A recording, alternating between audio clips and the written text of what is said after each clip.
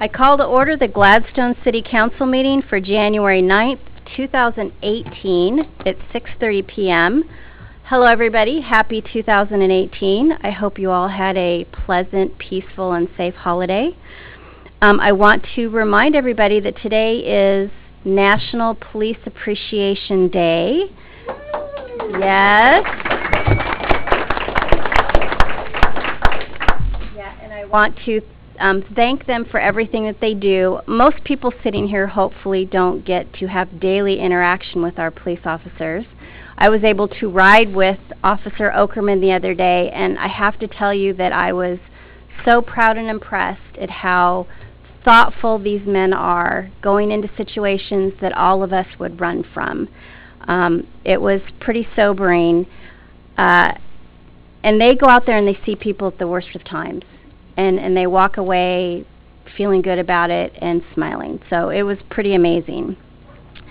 Also, tomorrow is the City of Gladstone's 107th birthday. I don't think there's anything special planned. I haven't heard anything about it, but just remember that when you're walking around tomorrow that this is a great place to be in. We're 107 years old. We have quite a bit on our agenda tonight, so first on the consent agenda is approval of the November 28th and December 12th, 2017 minutes, approval of the monthly financial reports, approval of the December check register and bank balances, legal costs on projects, and the department head monthly reports for November 2017. Items on our regular agenda are presentation of the Distinguished Budget Award from the Government Finance Officers Association, presentation from the Concerned Cat People of Gladstone, recognition of a K-9 program donation by Mr. Bruce Wadsworth, presentation by Chief Jolly on the Police Department's K-9 program. Downtown Revitalization Plan public hearing was supposed to be for tonight, but it's still in Planning Commission, so that's going to be moved to a future council meeting. Consider the approval of Resolution 1129, adopting new City Council rules which amends Resolution 1032. Consider the approval of Ordinance 1484, adopting new roles and responsibilities for our boards, committees, and commissions, which would repeal all previous resolutions. Audit Committee appointment, Council Liaison appointments, business from Gladstone School Board Representative Kristen Eaton. Is she here somewhere? All right, so Tammy, could you please call the roll? Councilor Milch. Present. Councilor Neese. Present. Councilor Tracy. Present. Councilor Reisner. Here. Councilor McMahon. Here. Councilor Mercero. Here. Mayor Stemple. Here. Could everyone please stand for the Pledge of Allegiance? I pledge allegiance to the flag of the United States of America and to the republic for which it stands, one nation, under God, indivisible, with liberty and justice for all. Thank you. Are there any agenda additions or corrections? No, Madam Mayor, I have nothing. All right. So the first item to discuss is the appointment of the council president. And the reason that I brought this up is that normally the council president runs as a 2-year appointment, but because of a change in council, it kind of disrupted the 2-year term, so we appointed an interim council president, which is Councilor Linda Neese, and we were going to relook at it now since we have a full council. So I wanted some direction from the council members on what they would like to do. Either continue that, appoint somebody new, not have a council president. There's a couple different options. And we did check with legal that we're perfectly okay. I would suggest that you don't go without not having a president, but yes, you can choose a new one, you can affirm the existing one, whichever you want to do. Yep. So. A while back we all agreed that until the other new councilors were on board that we voted at that time and agreed that Linda would be the interim council president, and that's where my vote still is. So. Okay. Well, now we have a full council, so. Right. So. So we need to bring that up again. All right, discussion. What would you all like to do? Let's make nominations and vote then to fill out the rest of the next year. All right. Well, according to the charter, we have to do it by ballot, and I'm not quite sure how we want that to look. And yeah, and when legal looked at that, they didn't think that you actually had to like put it on a piece of paper. You can do a nomination, and aye or nay is fine for that. Okay. So would somebody like to make a nomination? Yeah, I'd like to nominate Linda Neese. I'll second that nomination. All right. Would somebody else like to nominate someone? I'd like to nominate myself. All right. Do we need seconds on nominations?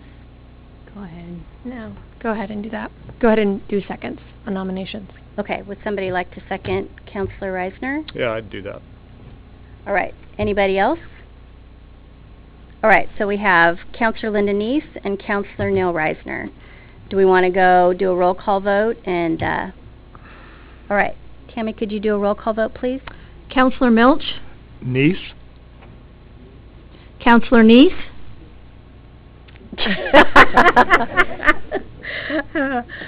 I'll say Neese. Councilor Tracy? Neese. Councilor Reisner? Reisner. Councilor McMahon? Neese. Councilor Mercero? Neese. Mayor Stemple? I'll vote for you, Reisner. All right. So it sounds like Councilor Neese is continuing on. And per our charter, we are to reappoint January of 2019. Correct. Odd number years. Okay. And I want confirmation the position of council president is to run the meetings if I can't be here and to do my job if I'm not able to. That's what the council president's job is, so that you all are clear on that one. All right. Next is the introduction of new city employee, Police Executive Assistant Lisa Veracruz. Yeah, watch out for the bucket, please. Sorry, guys. We need a new city hall. And police station. And police station. Sorry, I can't leave that one out. Your Honor, Council, Ms. Debs, citizens, I am proud to introduce our newest employee as an executive assistant, Lisa Veracruz. Lisa comes to us with over 30 years of experience, having worked for Clackamas County Sheriff's Office in a number of capacities over the years, including being a project manager for moving their old Brooks to the new Brooks. She served as an executive assistant to the sheriff and coordinated the field training program for new sheriff's deputies over the years, as well as a host of other things over her 30-plus year career. She recently attended her daughter's college graduation. Her son is a former Marine and is following in mom and dad's footsteps and going into law enforcement as a sheriff's deputy for Clackamas County Sheriff's Office. We couldn't be more proud and excited to have her as part of our team, and we're very fortunate. Lisa Veracruz. She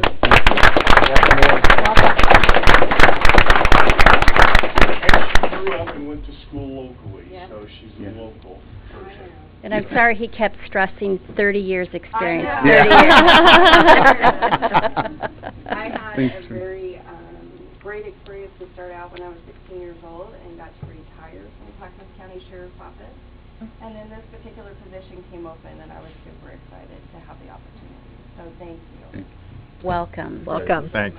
You will soon be in a new police station, so please ignore the tented off area downstairs.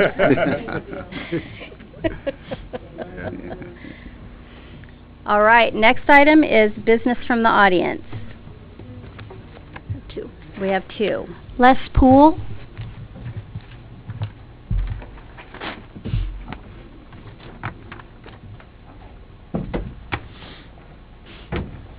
Good evening, Les Poole. I live in Gladstone. On a number of occasions, from August till basically Thanksgiving time, you heard me talk about concerns about the property at Webster Road and what was our legal status. And just before Thanksgiving, I did receive a response from the city, and I know the council's received it. Interesting history there. And one of the things that I found on the light side was that in 1914, that property was sold with a restriction by the church that you will never sell or drink spirits there. And I found that to be amusing, and hopefully none of you have ever had a beer up there at the park. But on a more serious note, I would advise the Parks Board and everyone that cares about the parks, and certainly the council, to peruse that 121-page report. Included in it is a couple of letters that might be of interest. There's one from the city attorney to the council, October of 2013. And the significance of it is that it discusses the uses of the property, and that was done prior to the 2014 process, in which the citizens and a committee and ultimately the council put the measure on the ballot for a downtown library. Amongst all the bills of sales and all the documents in there, the one thing that I was looking for wasn't in there. There is no contract or bill of sale. There's nothing that shows the city, not that I doubt the city owns it, but there's nothing in there that shows any terms and conditions, covenants, restrictions, or specifics on the use of the property. And I go back to so many of cases similar to this where documentation can't seem to be found. Now, I have two questions. One is, does the resolution passed in 2009 that declared it was a library site, does that need to be replaced, revisited? Because I don't believe I really don't believe that resolution would necessarily withstand a legal test. And I'm not here to challenge it or go there. My question is real simple. Is it still designated as a library site? If it isn't, we need to clean that up. My other question would be that the city continue to pursue a copy of the contract that must exist. I cannot imagine, after everything that occurred, can anyone in this room imagine selling your home and not having any signed copy, no agreement for the sale? The last document in there is when Leahy Construction purchased the property. We condemned and purchased property. We've got a lot of legal things going on about how we're going to do things here, and again, we need resolution. I want to thank the staff for providing what they've done, and I would hope that by the next council meeting we could somehow find the final documentation that obviously was never recorded, Okay. but must exist. We'll have staff take care of that. Thank you. Thanks as always. Thank you. Next. Carol Pauley.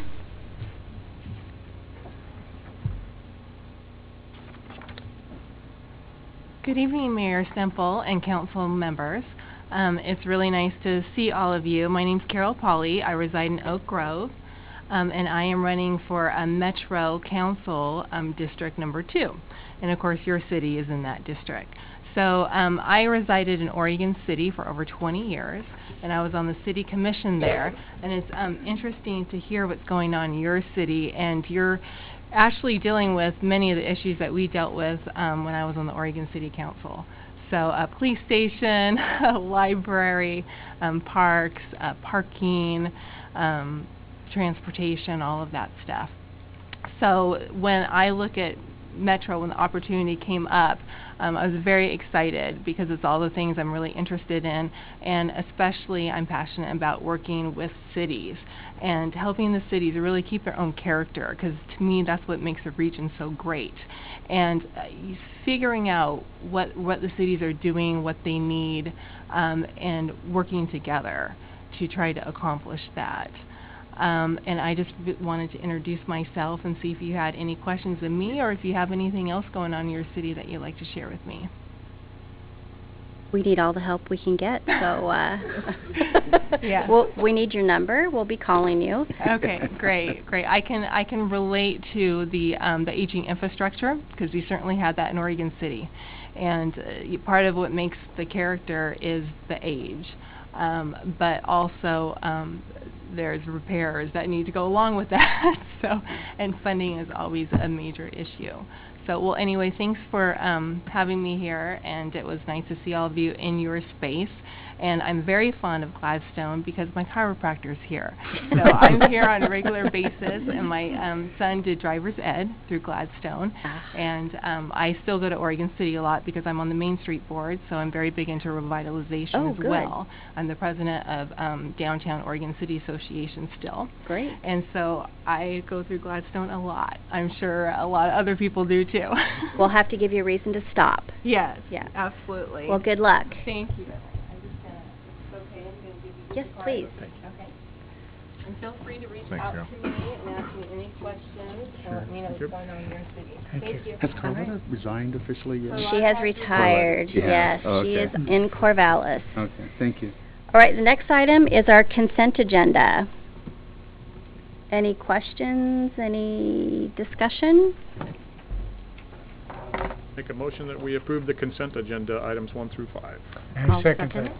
Motion was made by Counselor McMahon, seconded by Counselors Mercero and Neese. Any further discussion? Just Yes. As I've done at other meetings, I want to call the public's attention to the reports from the department heads.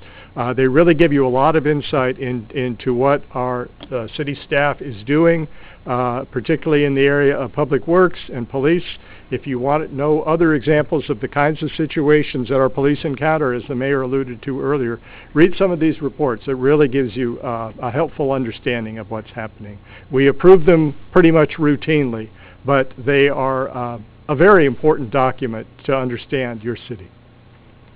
Any further discussion? All those in favor? Aye. Opposed? Consent agenda passed. Do we have any correspondence that slipped in after the agenda was written? I have nothing, no. Nothing. All right, so as usual, before we proceed with the regular agenda, I would like to say a few words. And this one is to start off 2018. It's now been a year since I've sat up here, and I want you all to know that this is not an easy place to be. Not for me or for any of us. We freely give our time, shoulder the burdens, and sometimes have to make tough decisions, and these are to ensure the needs of our city as a whole are addressed. And I want to stress that we do this freely. We do not get paid. We do not get compensated. We are charged with the well-being of our entire city, not just the needs of one. I think that has been forgotten in a lot of the discussions that we have. We are the policymakers running the general business of the city. We have an incredible city administrator and a department head staff that take care of the day-to-day workings. And believe me when I say that they are doing a phenomenal job helping us get out of this pit of obsolescence that 30 years of kicking the can down the road has caused. We are all human, and most of us do not have lengthy government experience under our belts, but instead we're citizens just like you that felt that we needed to be up here to help move the city forward. We are easy targets. We are being dragged we are being dragged constantly in the media for every single statement, whether it was real or completely false, because if it's on the internet, folks, it must be true, right? When I ran for this position, as I'm sure the rest of us did, that we did it because we loved the city, and for me, I wanted the warm and fuzzy back. For those that know me, I always feel that if we talk it through and hug it out, we can come up with great solutions. But this past year has hardened me, as I'm sure it has for most of us. We are tired of spending all of our time reacting to unreasonable people whose only goal is to disrupt and stay relevant. If you guys had any idea how much time and money, staff, legal, and we have spent dealing with these constant attacks, it would make you guys sick. We are here to do our job, the job that we do not get paid for, that takes us away from our regular jobs, our family and friends, and I hope that you are all on board helping us do this. The law states that our meetings need to be public, but it also states that we do not need to allow the public to participate, which was shocking to me. We value everyone's input, and I think that you've clearly seen that, and I hope that it never comes down to that. My goal is to keep these meetings respectful, engaging, and on task, and I hope that you will help us do that. Thank you. The first item on our agenda is number 6, presentation of the Distinguished Budget Award from Government Finance Officers Association. Thank you, Mayor and Council. I'm actually going to have our accounting manager, Carolyn Gray, come up and tell you about this award that the city is very excited to receive this year. So I'm going to bring this up and let you... Yeah, I know. This is a surprise. No, not the award that you get, let us... I'll let you see it. So, good evening, Council and Mayor Stemple. Jackie just asked me to talk a little bit about the process about attaining this award, so I thought I'd just put a few notes together and thought I would just talk a little bit about it. So once the city's budgets are adopted, and you know we have two, we have urban renewal and we have city. Once those are legally adopted, I have 90 days to put together a document that has a completed application form, which I'm just going to show you is 2 pages, but it's about a 6 font. I don't know if you can see that. Along with that, there's 6 pages that has 6 criteria on there. That criteria is introduction and overview, financial structure, policy and process, financial summaries, capital and debt, departmental information, document-wide criteria. Within those categories, there's about 14 subcategories. Some are optional, most are mandatory, that must be in your document. And on this location guide, you get to tell them where everything is on these pages. This is a 6-page document that has all of those categories and subcategories listed. Then you take the judge's comments from prior year, if you've submitted in prior years, and you respond to the judge's feedback. You then send all of that to GFOA within, like I said, 90 days of adoption of the budget. They then send your budget out all over the U.S. to 3 reviewers. They don't allow people to review like in the same region in case there's some folks that know each other or whatever. I happen to know one of our reviewers is in Texas, one's in Oklahoma, one's in New York. So they're all over. They go back to GFOA once they're judged, and if 2 of the 3 reviewers say that it's proficient, then you receive the award. So I'm so excited to tell you that the city has received this award. 2nd time out of the gate. I mean, I was here a year ago, like, doggone it, we just missed. So I'm excited. When we got the notice, I think I almost texted Jackie in Hawaii, but I didn't. I waited till she came back. I don't think she'd been back 5 minutes before I said, I need 5 minutes. So I'm so excited for that, and I hope you guys are. I know, Neil, when we were interviewing, that was one of the things that you and interim city administrator Ross had said that was really important to the city. So I'm excited to bring this to the city and have that award.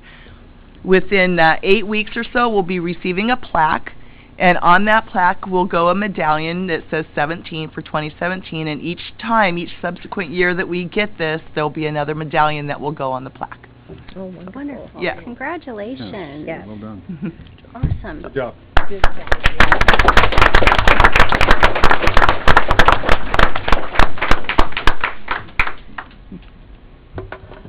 Wonderful. All right, well, the next item is number 7, which is a presentation by the concerned Cat people of Gladstone. Thank you, Mayor Stemple and City Council, for having us here today to present about the work that we're doing. I'm Brenda Quint Gable, and behind me are the other members of our community cat rescue, better known as Concerned Cat People of Gladstone. Will you guys raise your hand who's part of that group? Awesome, thank you. And may I have them say their names? Yes, please. I'm Janice Saban. Kara Figueredo. Shona Osterben. Angela Riley. Lisa Simon.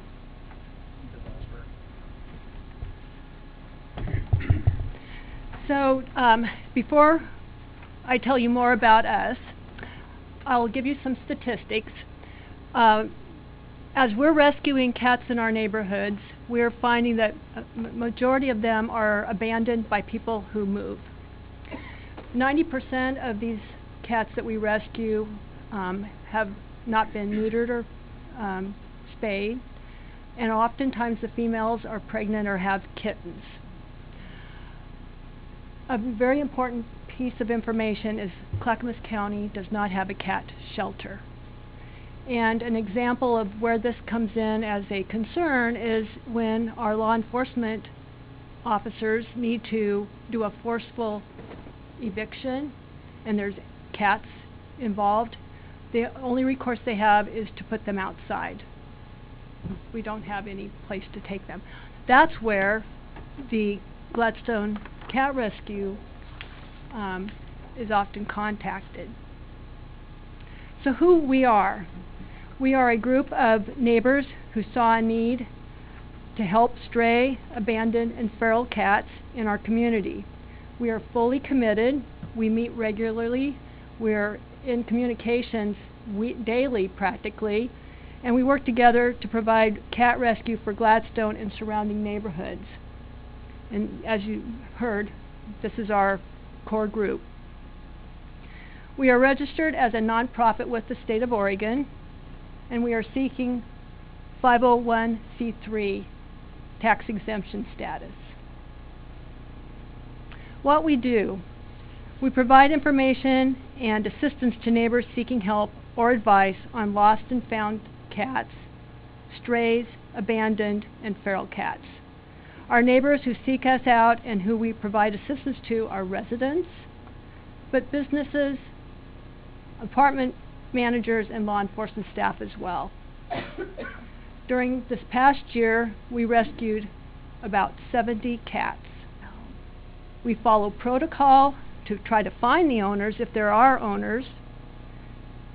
We assess each cat for illness or injury. We provide foster homes. What that means is that we're bringing them into our homes, providing shelter, food and water, parasite treatment, and love and affection until we're able to place them. We promote and neuter and spay, including trap, neuter, and return for feral colonies. During this past year, we provided TNR to approximately 50 feral cats in local colonies. And that we work with the Feral Cat Coalition usually for this. We also educate and train others in trap, neuter, and return. We provide equipment and or transportation. We provide food and water for feral cat colonies in our neighborhoods, and we assist with relocating feral cats when necessary. Here's a picture of just a few of the cats that we have helped. We also assist with rehoming these. We found homes for these with some work. We have community support, which we're very proud of. We are also known and can be contacted via Nextdoor.com and Facebook. We are known by and also work with local veterinarians, police, and other cat rescue organizations and shelters outside of our area. We receive local support in the form of cat food donations, dollar donations, supplies such as cat trees, carriers, feeders, cat litter, etc. But what we really need right now is sponsors. We have more work, bigger projects than we are able to do with this, with our own personal homes. So we need a shelter, and we are asking for the city's support for both financial and in seeking and obtaining a shelter for cats that we take in. And at this point, I'd like to open it up for questions. All right. Can we get a copy of your PowerPoint presentation? Do we have a copy of it? Yes, we do. We do. Okay. There's some really good statistics there. Is the shelter or the rescue, there used to be one in Westland. Has that closed? Is that not available? That's a private, Talking about if you're pause. talking about pause. Mm-hmm. It's a private, and they basically only take kittens. With all of the shelters that we do work with, they have very limited space. We have, cats on waiting lists. Right, and I know it's limited space there, but I was... It is for the general public, but Paws Animal Shelter, it is a small space, but like Brenda said, they're their own entity. They're not like a Clackamas County shelter. That's just the name Paws. They're doing business as Paws Animal Shelter. It's a private person who's basically got her group and her building, and that's what we're trying to do, is get our group to get a building too. Okay, all right, thank you. And Clackamas County does not take cats, or they do take cats? They do not take cats at all. They don't. It's dogs. So the only resource for cats are these private rescue groups right now. Okay. I guess we need to find out. I believe that we pay the county to handle our animal services. Is that correct? We'll look into that. Yeah, we have to look through the contracts on that. Okay. Sure. Any more questions? Yeah. All right. Actually, I'm You sorry, do. I have one. Yes. So the feral cats are returned back to the colonies, is that correct? Is that, When possible. okay, is that because they're more difficult to rehome than some of the domesticated cats? I'm asking completely out of ignorance. Sure. Typically the feral cats, it is difficult to rehome them, but a lot of them have caregivers, whether it be businesses or residents. They help to keep the rodent population down, so most of the time the caregivers want them back, or they're attached to them. But there are feral cat rescues like Meow Village who will, when the cats have to be removed, like we had an apartment complex in Gladstone, Fairway Village, a new manager came in, she said nobody sees the cats, so we're going to get rid of them, so we helped rehome them to barn homes. Okay. So, No, thank you for that clarification. Just the fact that somebody is potentially waiting for the cats to return because they have acclimated to that person's property or to a business. That's and sometimes when the cats are removed, Mhm. it's very stressful. Some of them die. But so it's very important to, if they do have to be removed, to be acclimated, for close to a month. Mhm. But the best thing for them is to return them back to where they came from, so that they, to continue to do their job. great. Okay, thank you for that. Well, thank you very much. From a year ago being just an idea to becoming this really great cohesive group. Thank you very, very much. All right, next item on our agenda is number 8, recognition for Bruce Wadsworth for the canine donation. That doesn't sound right. Recognition for... Your Honor, citizens, as you're probably aware, our police levy is very important to us. It funds some very important programs, such as our school resource officer and our police service dog, our canine program. It funds that program, and I have talked to Bruce several times about this and the excitement that we had in bringing this program back. Bruce helped facilitate some conversations, and his father-in-law, Stanford T. Simmons and family, decided and were kind enough to give a very sizable and generous donation so that we could actually facilitate with a private donation the purchase of a new police canine for the city of Gladstone. Stan, he's unable to be with us tonight, so Bruce has graciously agreed to come and represent him on behalf of Stan and his family. Stan has been a local businessman, a Rotarian, and a resident of Gladstone for over 40 years. Bruce is also in the same boat in that he's also been a Gladstone resident, school board member, Rotarian and businessman for years and years, and an avid skier and soccer fan. So I'm very happy and proud to be able to present to Bruce and to Dan a token of our appreciation and how much we appreciate them and their service in the community, as well as their support of the Gladstone Police Department. So, thank you very much.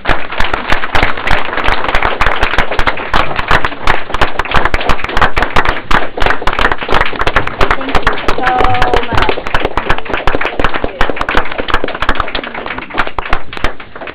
Thank you. Thank you so much. Next item on the agenda is number 9, which is a presentation by Chief Jolly on the Canine Program.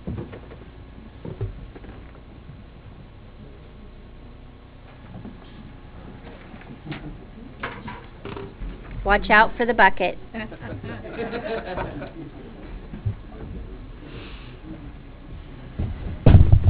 Should have read the agenda a little better. I just would have stayed up here and You listened should to it. have. Can everybody hear back there? Sometimes we don't get close to our microphones. Okay, thank you.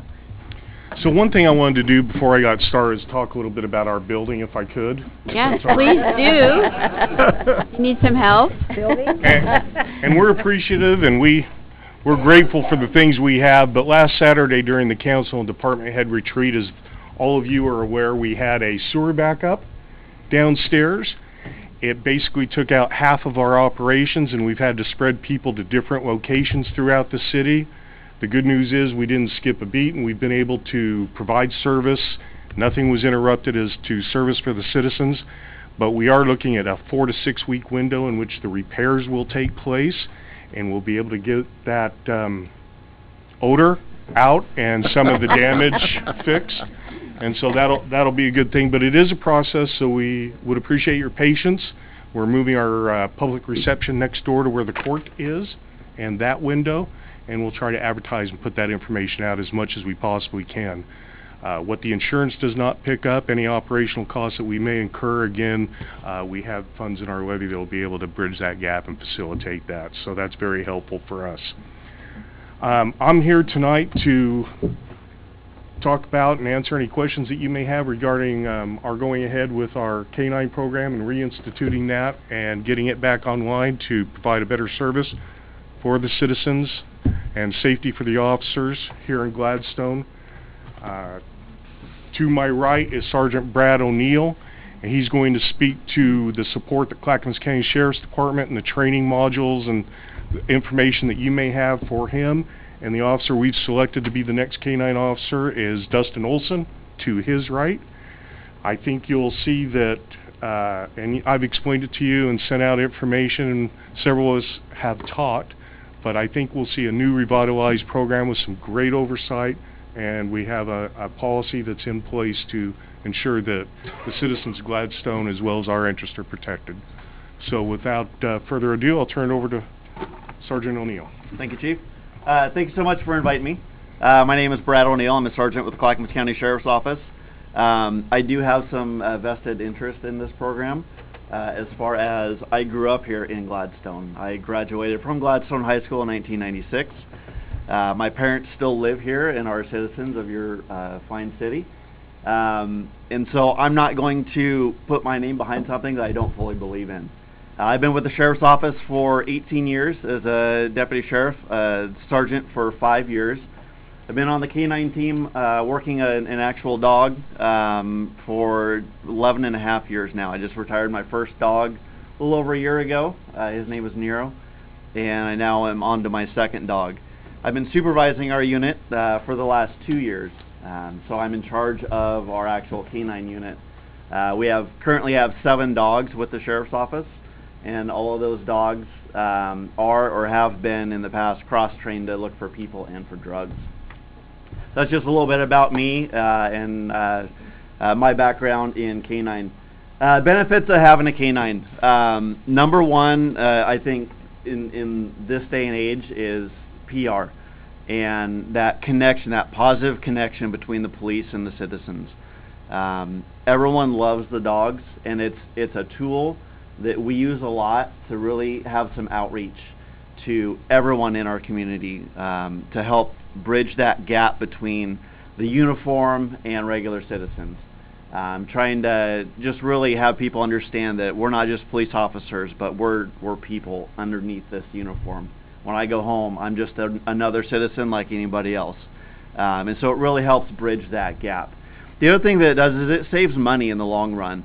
One dog can save between 600 to 1,000 man-hours a year. And if you equate that to a dollar amount, whatever you pay an officer, that's a substantial savings of money right there. It's a lot safer for your officers to go out and actually deal with violent criminals. We don't just use dogs to go after low-level crimes. There are certain criteria that the courts have put forth that specify when we can and can't use a dog to actually go out and look for a criminal. We don't just go out and use them on everything. Another benefit too is not only being able to look for people, but also look for drugs, minimizing those drugs in your community, minimizing having that deterrent right up front to people coming into your city. Because a lot of times the crime that happens in your city isn't necessarily your citizens. It's other outside people coming into your city to commit that crime. And so if they can see that deterrent of a canine right up front, know that you have a dog, they're less likely probably going to be to come in and victimize you and your citizens. Dog selection, what we look for in a dog. Years ago when I first got into canine, it was you needed to have the biggest, baddest dog. No one wanted to get near the dog because it was just salivating and growling at everybody.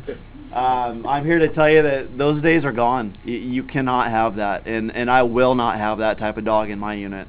Our dogs are social dogs. You can come up and pet any one of our dogs in the right time, clearly.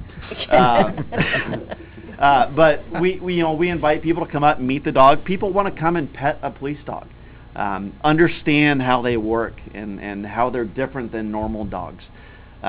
We want to look for the high drive of the dog, their willingness to go out and want to hunt after something.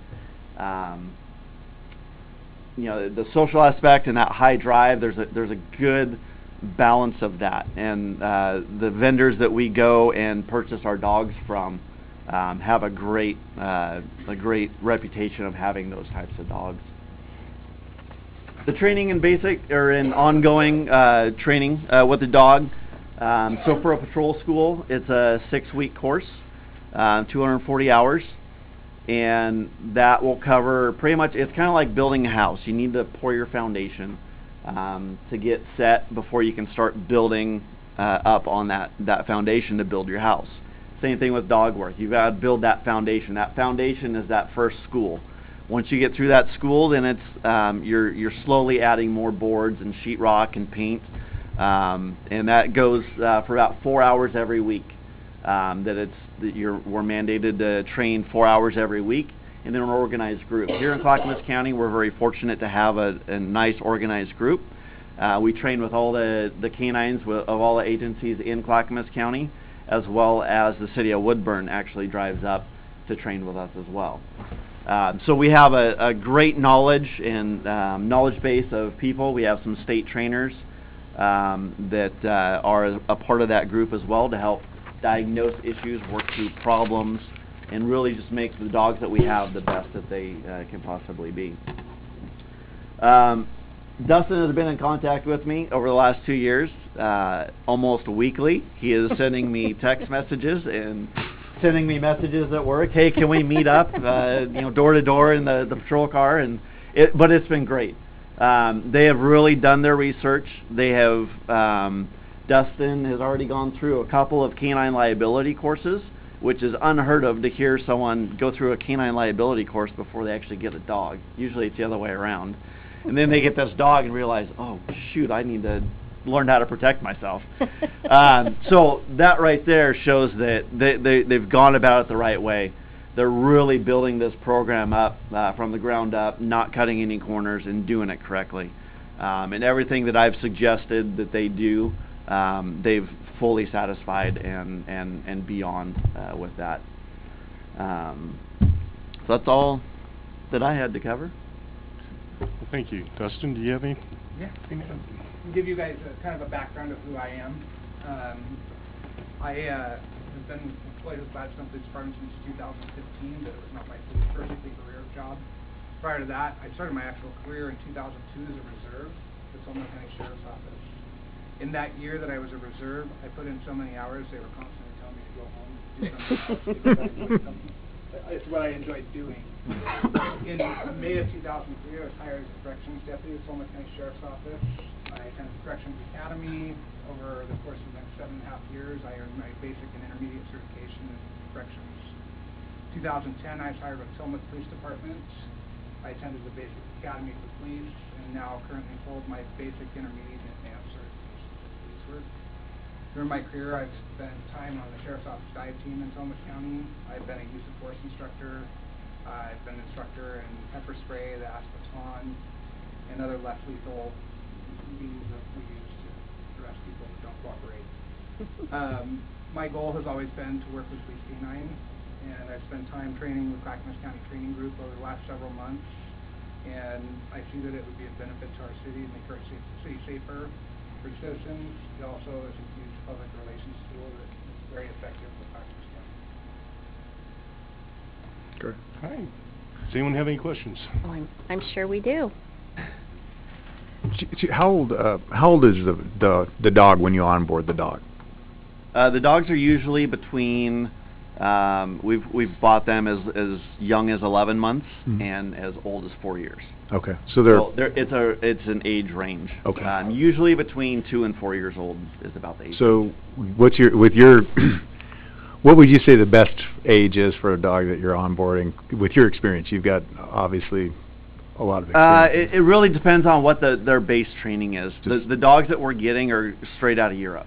Okay. And that's because the bloodlines of the European dogs are so much better than the bloodlines here in the States. It takes a special background for the dog to be able to perform the duties that we ask them to do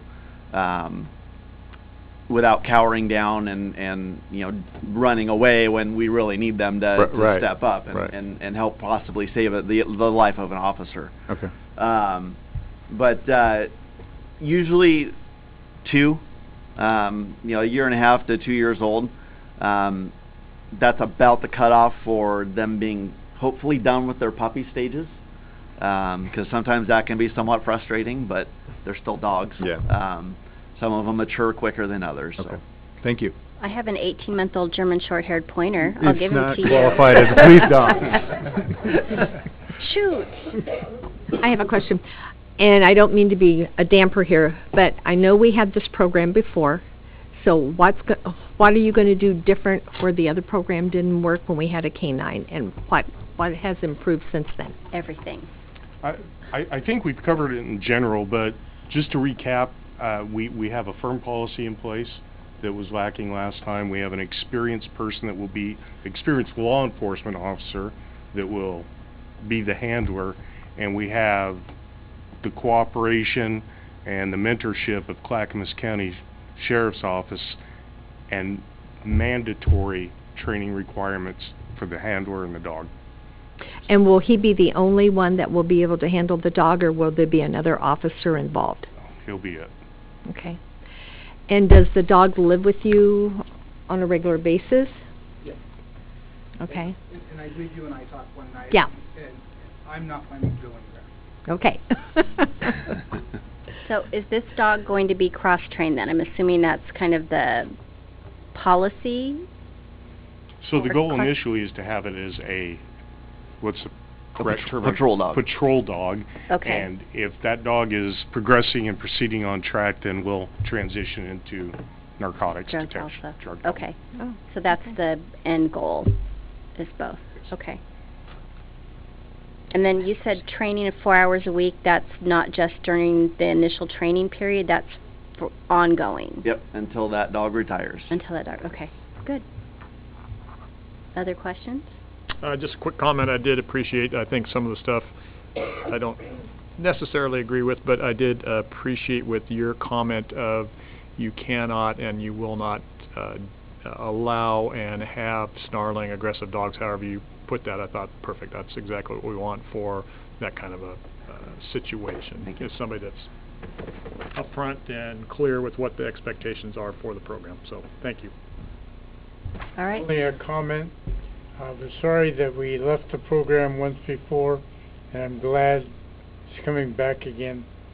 And I give you lots of support. And yeah, this is exciting. Will work. Exciting time for the police department. All right. Well, thank you very much. Thank you. Oh, did you want to say something, Jackie? Thank you. Oh, no, hold on. No, we're good. Thank Okay, you. we're good. We didn't need to make any decision. I mean, No, I just didn't know if the chief wanted to talk about his building or not tonight. Already got it covered. He just did. Yeah, kind of, sort of. Saw it firsthand when Again. it was as fresh as possible. Yeah, I don't think anyone wants to take a tour. We're going to be repeating that. Yeah. Okay, so the next item was number 10, which was the downtown revitalization plan. As I mentioned earlier, it's still in planning commission, so that'll be scheduled for a future meeting. Next is 11, city council rules, resolution number 1129. Consider approval of amending resolution 1032, adopting new city council rules. Staff? Well, you can be proud of yourselves tonight because last year we spent a lot of time with citizen input, a subcommittee and the council going through the council rules, and so it's been vetted thoroughly. And in November you reviewed the final amended draft, and simply we brought it back to you at this first meeting in January for you to approve the resolution. And then once you do that, we would be happy to post these on the city's website and make sure that everybody understands that City Council does have rules that they have to follow. All right, any discussion? All right, would somebody like to make a motion? I'll make a motion to approve resolution number 1129, a resolution adopting council rules for the Gladstone City Council and repealing prior rules. I'll second. Motion was made by Councilor Mercero, seconded by Councilor Tracy. Any further discussion? All those in favor? Aye. Aye. Opposed? Resolution passed. Next item is number 12, roles and responsibilities of boards, committees, and commissions.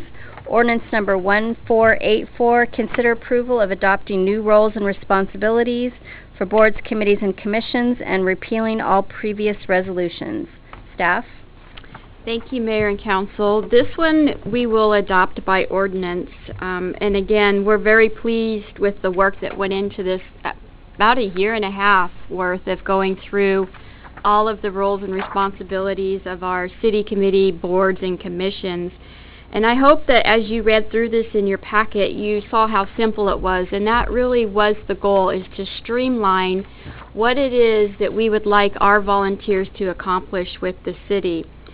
Our city attorney actually prepared the ordinance for us because we had bylaws, resolutions, ordinances that stemmed back 40 years, and really what you're doing tonight is you're approving one ordinance that would adopt these new code chapters into our code as Chapter 2.10, and you are repealing any previous resolutions or ordinance that were adopted. And so what we would like to have you do is to make sure that we didn't miss anything, and if you approve this, then this would be our document that we would present to our volunteers when we have our orientation at the January 29th Ethics Committee meeting that we will have later this month. All right, any discussion? I've got a question on page 12-6, item 6A, when we discussed about the if we were going to have term limits.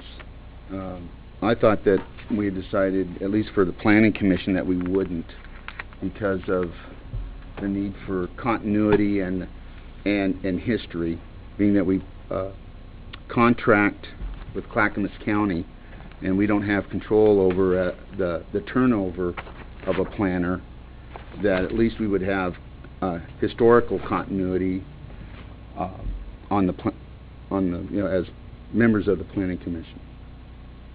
Then can we just remove Planning Commission from that section? We can make changes tonight and approve the ordinance by amendment, and that might just been something that got missed in the change from the previous one. So I was trying to look through the minutes quickly to see if it was in there. So we'll just remove or Planning Commission from section 6A. And then I think that cleans that up. Mayor Simple? Yes. You may want to take a vote on the amendment to the Okay. ordinance. I'm just clarifying that's... Okay. And let me ask then a similar question. On item 6B, the wording seems to be almost identical to 6A, except it mentions the library board. And I wonder if we intended to say an interval of at least 1 year prior to reappointment. Does anyone happen to know what the prior I think terms were? the library board, that's something that comes down from the state? Or the library... Some aspects of it I would have to did. look into that. Yeah, okay. So was the intent that there would be no term limits except for what the state statute allowed on budget committee, and that the other city committees, there was not going to be a term? Is that correct? I thought the library board... As well. I thought so too. But I think also The that library the board. library, I think there's something in statute Yeah, that they have a two-term... that they have a 2-term limitation Okay. from... I'm not familiar with that. I would have to Okay. look it up. So then what we're talking about is to, the 2 terms for the budget committee with 1 term in between. Library advisory board would be the same. And then it says 3 successive terms on any other, just wipe out 6C. I believe so. I think that's what we talked about as Okay. well. That So do you want us to vote on each of these individually, or can we just vote on it as one? I think you can just do an as amended. So if you're clear about the amendments, as Okay. long as the city recorder has an idea of what amendment Okay. we were voting on. So what we're proposing as an amendment for 6A is to remove or Planning Commission. So it would read 2 successive terms on the Budget Committee unless there is an interval of at least 1 term prior to the reappointment. 6B remains the same, which is 2 successive terms on the Library Advisory Board unless there is an interval of at least 1 term prior to the reappointment, and strike in its entirety 6C, which said 3 successive terms on any other board, commission, or committee unless there's an interval of at least 1 term prior to the reappointment. And I think we could accomplish the same thing by substituting the word library advisory board for the word planning commission, since the restriction is identical. Why don't we in just leave 6A. why don't we just leave it separately? Okay. So that then we if you can wanted to change one or the other, you could. Okay, I agree with that. Yeah. Okay, so do we need to make a motion then? Yes, I would make a motion to vote on the amendment, and then you make Okay. a subsequent motion to... Would somebody approve like the to make a motion on the amendment? Do you have any comments on that? I would make a motion that on item 6, on page 12-6, that we amend the language by removing the words "or Planning Commission" from subparagraph A, and that we remove subparagraph C. I'll second that. Our motion was made by Councilor Milch and seconded by Councilor Reisner. Any further discussion? All those in favor? Aye. Opposed? Amendments passed. All right, so do we have someone making a motion to accept the ordinance? Yeah, Mayor, I'd like to make a motion that we approve ordinance number 1484, an ordinance adopting new code chapters governing the establishment of an appointment to boards, commissions, and committees, and repealing all prior code and administrative provisions regarding the same. I'll second it. Motion was made by Councilor McMahon, seconded by Councilor Neese. Any further discussion? All those in favor? Aye. Opposed?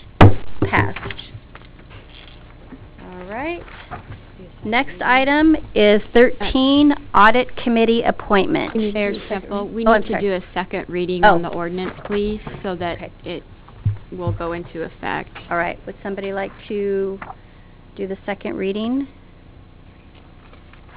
Sure, Mayor, I'd like to once again approve ordinance number 1484, an ordinance adopting new code chapters governing the establishment of an appointment to boards, commissions, and committees, and repealing all prior code and administrative provisions regarding the same. I'll second that.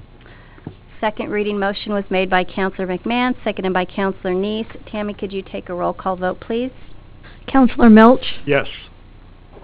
Counselor Neese, Yes. Counselor Tracy, Yes. Counselor Reisner, Yes. Counselor McMahon, Yes. Counselor Mercero, Yes. Mayor Stemple. Yes. Passed for the second time. All right, so now we go on to number 13, which is Audit Committee Appointment. Consider appointment of Counselor Reisner to the Audit Committee. Any discussion? Do we need to make a motion on this one? We Yes, do. please. Would somebody like to make a motion? I'll Yep. make a motion to appoint Counselor Neil Reisner to the Audit Committee. I'll second. Motion was made by Counselor Neese, seconded by Counselor Tracy. Any further discussion? All those in favor? Aye. Opposed? Alrighty. Congratulations, Neil. Next is item number 14, which I asked to put on here, which is council liaison appointments. Last year, what I did is I asked the different committees, boards, and commissions who they would like appointed as their liaison, and I 100% went with their suggestions. And honestly, this past year has gone smoothly, as far as I can tell. No one has come to me and said otherwise. So what I would like this time is for the counselors to get back to me within the next week or so with if they would like to see any changes internally, so that at a work session at the end of the month we can make the final liaison appointments. Does that work for you guys? I would like your number one, because what we're going to do is, as we did before, is we have a primary and a backup, because I want to make sure we're covered. There's going to be a couple new,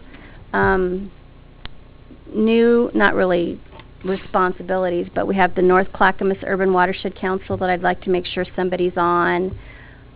Sewer seems to be a hot topic, believe it or not. My Saturday mornings. And then the freshwater, our water system or governance issue is coming up too. So get back to me within the next week or so, and we'll make the final appointments with your approval at the next work session meeting. Is that all right, Jackie? That's perfect, thank you. Okay. If we're happy with the way things are, should we? Just let me know. Okay. Yep, let me know. But I have been asking the different boards and committees, and everyone seems happy, so that's good. Next item is number 15, which is business from the Gladstone School Board Representative, Kristen Eaton. Thank you for coming. I wanted everybody to know that we have made a commitment to work hand in hand with the school board, the school district, and we are going to be attending each other's meetings. And we've had 2 quarterly meetings, I think. 2 so far? And it's been wonderful knowing that we kind of have each other's back and that we're going to move forward, being considerate of the needs of the school board, and they'll be considerate of what our vision is for the city. So it's really nice. Yeah. Do you want to say anything? Come up, or? Unless you want me to. Well, come on up. Yeah, just say hi. I want everybody here to see who you are. Hello, councilors and mayor. It was lovely to see you at our joint meeting, and we look forward to continuing a good relationship. Thank you very much for helping open that door and bring us all together. Exciting to see what you have planned for revitalization, so we're excited about that. All right, thank you. All right, do we have any business carried forward? I just wanted to make one announcement, and that is that I just got back from meeting with Clackamas County Planning Director Mike McAllister, and he's very excited. They have brought on a woman named Melissa Ahrens that is a senior planner with over 7 years of senior planner management from California, and she has been assigned to Gladstone. She's got enthusiasm, she's excited, she's a great writer, and he's very excited about bringing her on board to take on and help us in Gladstone. I set up a meeting with Counselor Milch and Chairperson Roulette for next Thursday. We will meet her with Mike McAllister, and then probably the next week after that we will make her do the rounds and introduce her to everyone. And it looks like the transition period will be, we will have Clay and her in January, February, and then she'll probably transition to on her own in March. And so we're very excited to have her on board. Great. Thank you very much for following this through and making sure that this happened. That's great. Thank you. You're welcome. Anything from you, Randy, on the... Good. It's good. Thank you. It's good. You're welcome. All right. Any other business carried forward? No, thank you. All right. So, business from the council. Why don't we start with Linda? Oh, excuse me, Counselor Neese. I had the pleasure of going to Cracksburger this week and talked with some of the students, and it was very informative, and was able to introduce myself and talk a little bit about being a counselor and what it all entailed. But what was really interesting is the children. They were from the ages of 12 to 14. What a great group of kids, and really asked some good quality questions.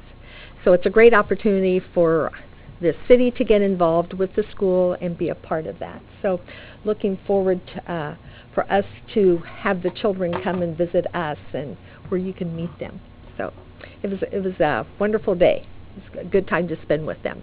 It's been a long time since I've been around young ones like that. So it was a good feeling to come away with. And you survived. Yes. That's great. Counselor Milch. With the groups we had present tonight in the discussion, I couldn't help but be reminded of that television commercial I've seen lately about I think it's for a credit card security, about the woman who is reported by her credit card company that she used her card to, to patronize some kind of establishment related to dogs, and she had to cover up the cat's ears to make sure that the cat knew that she didn't. I think it's important in the community that the public shares responsibility for maintaining a safe environment, whether it be through donating money to enable the police department to provide a new program, or for citizens who give of their own time and resources to help the pet population. It's important that both domestic and wild animals in our community are appropriately managed and cared for, and so I want to thank the concerned cat people who came tonight, and those who are supporting the reintroduction of this new program at the police department too, which through its public relations aspect will help young people in the community have a good relationship with animals too, I hope. So thank you to all of you, and interesting that you juxtaposed in your presence this evening. Thank you. Counselor Mercero? I had the chance to go to a fire department meeting Monday, or Wednesday, I guess it was.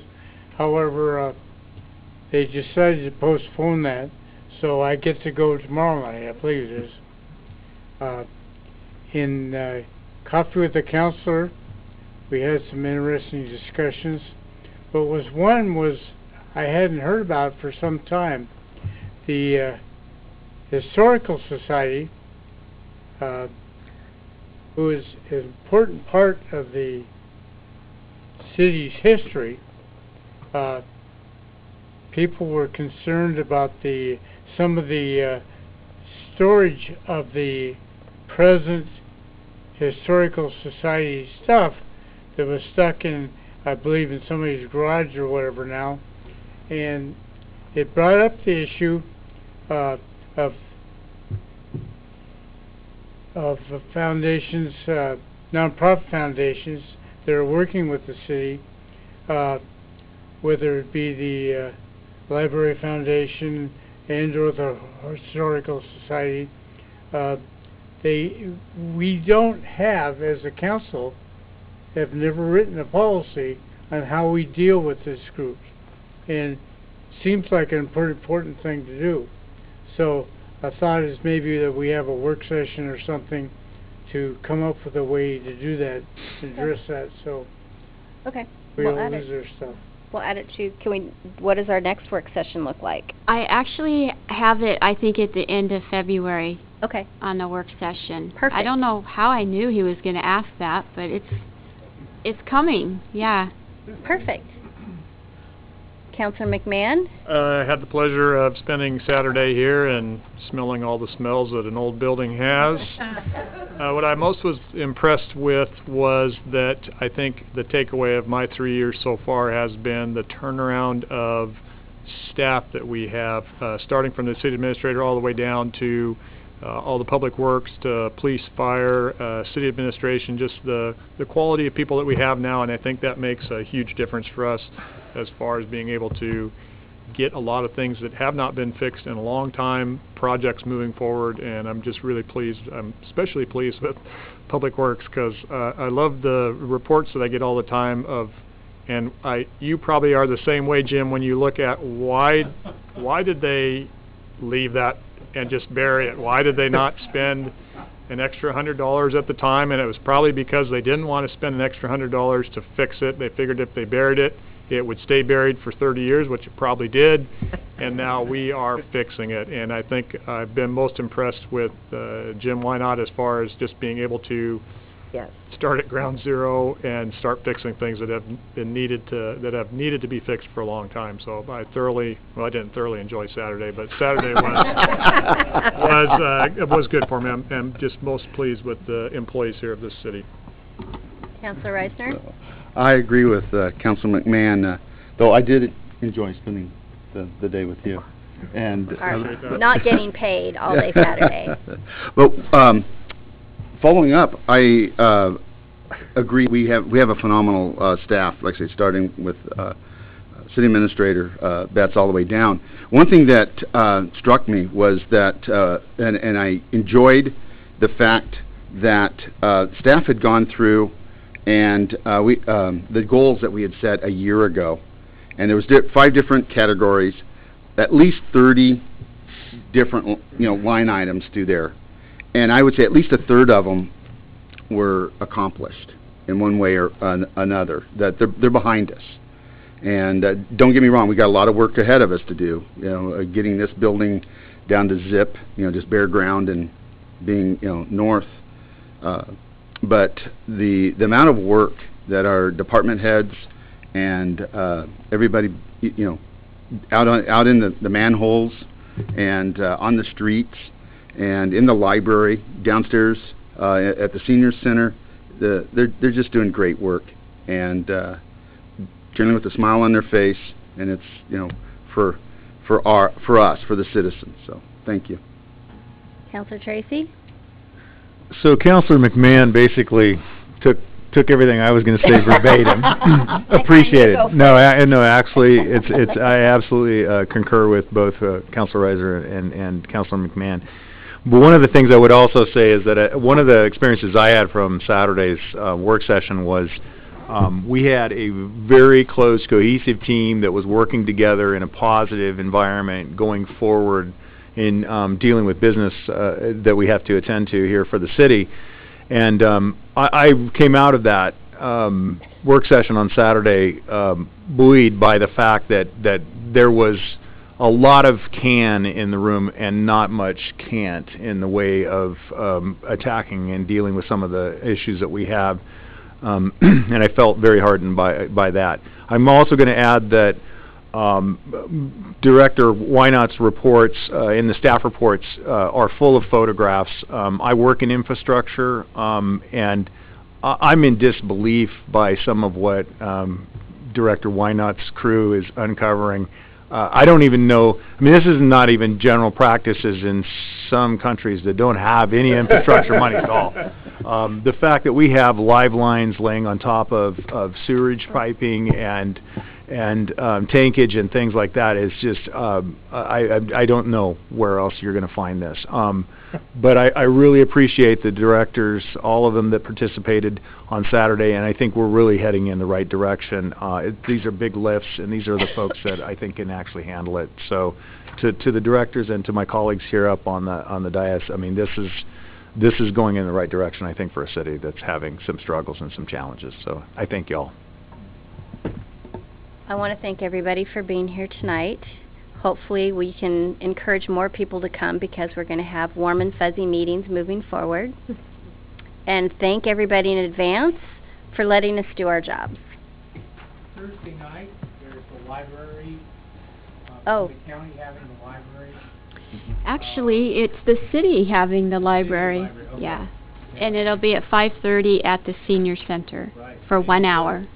Input from citizens, so. Yes. All right. Would somebody like to make a motion? So moved. You got to make a Second. motion. I move that we adjourn. There we go. That's what we did. Motion was made by Counselor Tracy, seconded by Counselor Reisner. Any further discussion? All those in favor? Aye. Opposed? Meeting adjourned at 7:45. Whoa.